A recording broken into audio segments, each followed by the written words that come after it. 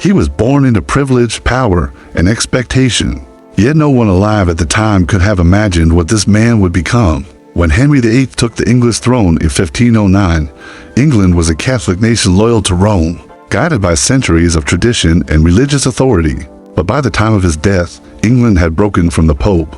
Monasteries had disappeared from the land, and the crown held more power than ever before. This is not just the story of a king with 6 wives. This is the story of how one man reshaped a nation forever. At the start of his reign, Henry VIII appeared to be the perfect Renaissance prince. He was young, strong, well-educated, and admired across Europe. He loved music, poetry, and learning.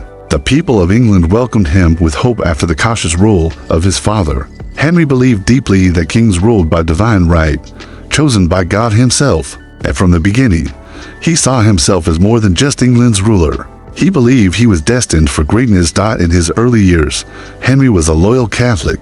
He even earned the title Defender of the Faith from the Pope for opposing religious reformers. Nothing suggested he would one day challenge the church, but beneath the surface, fear was growing. England's stability depended on a male heir, and Henry had none. His marriage to Catherine of Aragon produced only one surviving child, a daughter. As years passed, Henry became convinced that his kingdom, his legacy, and even God's favor were at risk. What began as a personal fear became a national crisis. When the Pope refused to grant Henry an annulment, blocked by powerful political forces, Henry made a decision that changed history. He refused to accept limits on his authority. Instead, he placed himself above the church in England.